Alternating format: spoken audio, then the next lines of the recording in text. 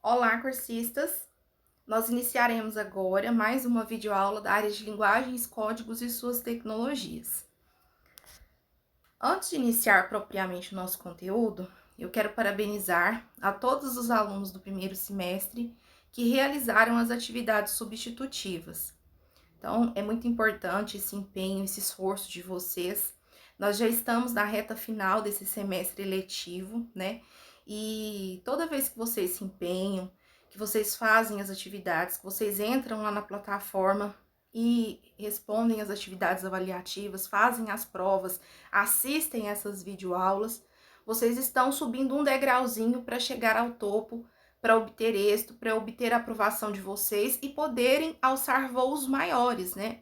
Fazer uma graduação, fazer uma pós-graduação, que é isso o que nós da equipe EJATEC, o que nós docentes desejamos para vocês, né? Então nós pedimos, nós reforçamos que vocês tenham esse comprometimento com a educação, né, com a escolarização de vocês, tá? Aproveitem ao máximo aquilo que a EJATEC tem a oferecer para vocês. Eu sempre digo nas minhas videoaulas que o tempo que a gente tem para produzir essas videoaulas, o tempo que a gente tem disponível para falar com vocês através desse instrumento, dessa ferramenta, ele é escasso, ele é limitado, né? Então, para que não seja cansativo para vocês, para que todos tenham acesso, para que todos possam assistir, apesar da rotina, né, das obrigações que vocês têm no dia a dia, para não atrapalhar, para não tomar muito tempo, nós reduzimos, né, o tempo das videoaulas. Então, são videoaulas que giram aí entre 10 e 15 minutos no máximo, né? O máximo do máximo. Então, não é um tempo suficiente para poder passar todo o conteúdo. Então, como eu disse também em outra ocasião, eu não vou deixar de dar nenhum conteúdo da plataforma, tá? Aquilo que está previsto, nós vamos ver todo esse conteúdo. Mas, como o tempo não é suficiente para nos aprofundarmos em todos esses conteúdos, as dúvidas que vocês tiverem, porventura tiverem ao assistir essa videoaula, entrem em contato comigo, entrem em contato com os demais professores, tirem essas dúvidas, né? Ah, professora, achei isso aqui interessante, tenho essa curiosidade, tenho essa dúvida, esse questionamento, né? Então, não deixem essas dúvidas passarem, entrem em contato conosco, né? Esse feedback de vocês é muito importante. E é importante também na plataforma. Nós temos lá o fórum de discussões, o fórum de dúvidas, né? O de discussões sempre está aberto lá, um fórum, que é o espaço para você colocar os seus apontamentos, os seus questionamentos, suas dúvidas, né? Suas sugestões também, né? Então, não deixem de usar essas ferramentas, tá? Não deixem de nos contatar caso vocês tenham dúvidas. Nós estamos à disposição de vocês, tá? E contamos com esse esforço, com esse afinco de vocês, para que vocês possam alçar voos maiores. É isso que nós queremos para vocês, tá? Então, hoje, pessoal, nós iniciaremos o módulo 2, né, na nossa primeira unidade do módulo 2, que será conteúdo de prova, inclusive, né, das nossas provas finais. Como eu disse para vocês, as aulas anteriores eram ainda do módulo 1, porque eu não vou deixar de dar nenhum conteúdo, de tocar em nenhum conteúdo, porque todos têm a sua importância, tá? Então, quais são os conteúdos? Ficou lá do módulo 1, na última unidade, um restinho de conteúdo, que são os textos multimodais, tá? E aí vai falar sobre empréstimo linguístico e estrangeirismo também. Então, vou falar rapidamente sobre esses dois temas, que são lá do módulo 1, que eu não posso deixar de mencionar. E depois nós partiremos para a questão do gênero textual e da tipologia textual, tá bem? O que provavelmente não é segredo para muitos, né? Porque principalmente aqueles cursistas que cursaram os anos finais do ensino fundamental, né? Essas questões já eram abordadas. E para aqueles que vão ter o primeiro contato agora, vocês vão ver que não é um assunto complicado, é bastante simples, nós vamos vê-los hoje aqui. Então, vamos iniciar primeiro falando dos textos multimodais. Então, o que são esses textos multimodais, né? Nós sabemos que nós temos a linguagem verbal, a linguagem não verbal, né? Que todas elas têm um intuito comunicativo, né? De informar, de comunicar uma mensagem.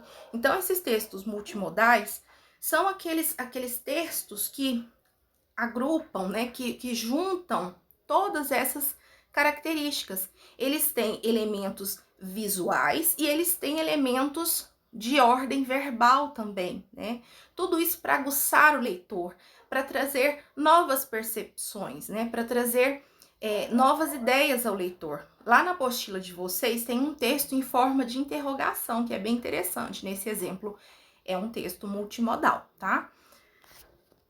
E também nós temos a questão lá na apostila de vocês,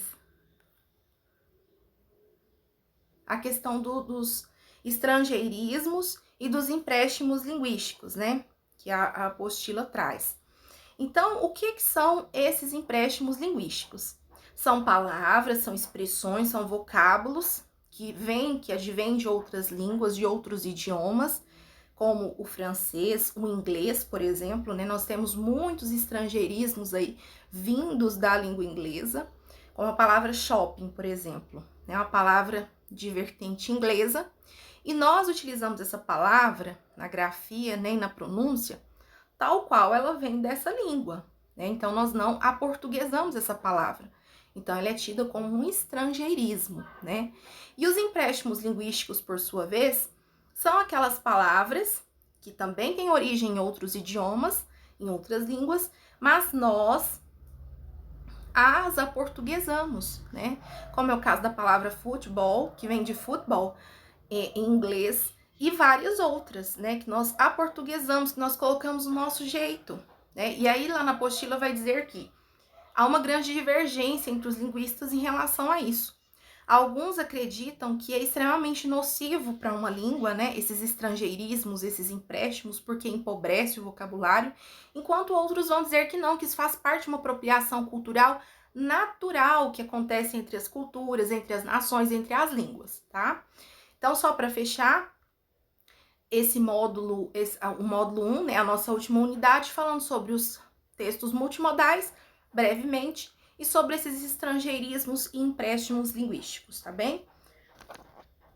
Bom, agora nós vamos falar propriamente do conteúdo que está lá no módulo 2, que trata dos gêneros textuais e das tipologias textuais. Às vezes é difícil, por exemplo, se eu chego e pergunto para algum de vocês, o que é gênero textual? Talvez você não saiba a definição, mas todos sabem o que é gênero textual, né? Por quê? Porque os gêneros textuais, eles são abundantes nas nossas relações sociais, no nosso dia a dia. Os gêneros estão por toda a parte. Eles são múltiplos, eles são variados, né?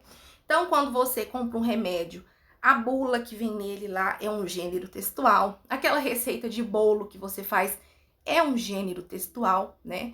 Enfim, um poema que você lê é um gênero textual. Aquela notícia que você encontra lá no jornal, quando você compra o jornal, é um gênero textual. Então, os gêneros textuais, eles são abundantes na nossa sociedade. Então, todos, por mais que não saibam, talvez, fazer falar do conceito, sabem o que são os gêneros, tá? E a tipologia, como nós veremos adiante, ela permeia o gênero textual. Os gêneros textuais se constituem a partir de tipologias textuais. Só que, ao contrário dos gêneros que são múltiplos, que são variados, né? Que são quase que incontáveis, as tipologias não. As tipologias, elas são bem delimitadas e bem mais escassas em termos de número, tá? Então, vamos voltar ao gênero textual. Se eu sei que uma receita é um gênero textual, que uma bula de remédio é um gênero textual, o que é gênero textual? Então, o gênero textual, ele nada mais é do que um conjunto de textos que se agrupam, né? Por exemplo, eu tenho o gênero textual bula, que tem aquelas características. Por quê? Porque esse texto, esse gênero, ele corresponde a uma demanda, a uma função social específica. E outra coisa interessante a se notar sobre os gêneros, eles respondem a demandas históricas muito pontuais. Por exemplo, a carta, aquela carta que antes das redes sociais, né, antes do advento dessas tecnologias digitais, virtuais, essas plataformas virtuais, as pessoas das gerações passadas, principalmente, utilizavam muitas cartas, né? escreviam, depois enviavam, colocavam um selo postal, enviavam pelo correio, guardavam dias, às vezes meses, dependendo do país, para ter o retorno daquela mensagem. Hoje, isso para nós, na era digital que nós vivemos, isso é impensável. As mensagens, elas são enviadas e são respondidas do outro lado do mundo em questão de segundos, né? E a carta é um gênero textual, né? E ela sofre esse processo histórico muito forte de ser suprimida. Não é que não existam mais cartas, elas ainda existem, mas elas vêm sendo substituídas por mídias, por gêneros textuais digitais, né, do mundo virtual, que estão progressivamente tomando o lugar da carta, por exemplo. Então, os gêneros, eles respondem a demandas sociais específicas, eles cumprem uma função específica, né, e eles sofrem esse atravessamento do tempo, tá? Já as tipologias, como eu disse, os gêneros bebem das fontes tipológicas, eles se constituem a partir dessas fontes tipológicas, só que eles são mais escassos, né? Nós temos tipologias bem mais restritas em relação ao gênero textual. E quando eu falo em gênero, por exemplo, todos nós já ouvimos falar em dissertação, né? A dissertação é uma tipologia. A narração é uma tipologia textual que vai constituir os gêneros. Elas são bem escassas e elas são, digamos assim, mais engessadinhas. Elas fazem menção à estrutura, à forma como o texto se constitui. Por exemplo, na dissertação, eu tenho lá uma introdução com suas características peculiares, eu tenho um desenvolvimento e uma conclusão típicas do texto dissertativo, da tipologia dissertativa, tá? Então, isso é tipologia textual. Estima-se que existam mais de 5.000 gêneros textuais em circulação na sociedade moderna. Então, é uma estimativa, né, de que existam 5.000, olha só, em torno de 5.000 gêneros. Né? Quando eu falo que eles são múltiplos, que eles são vastos, olhem para vocês verem a quantidade de gêneros que nós temos. E eles não são estáticos, por quê? Porque eles correspondem a demandas temporais e históricas muito específicas, né? Então, essa evolução histórica e social, conforme a sociedade evolui, conforme a sociedade se transforma, os gêneros, eles vão sofrendo esse processo de aparecimento, enquanto outros vão ficando um pouco mais esquecidos. Os gêneros textuais foram historicamente criados pelo ser humano a fim de atender a determinadas necessidades de interação verbal e podem ser orais e escritos. Já as tipologias, como eu disse, elas são limitadas, né? Aqui nós colocamos as 5 principais, né? Eu coloquei as 5 principais que estão lá no material de vocês. A narração, a argumentação, exposição, descrição, relato e injunção, tá? Então, aqui, essa figura, esse esquema também é retirado da plataforma, né? Do material da plataforma de vocês e dá para nós termos essa noção. A tipologia textual. A tipologia narrativa, aí nós temos como exemplo notícia. A dialogal, exemplo, a conversa. Injuntivo, a receita de bolo, né?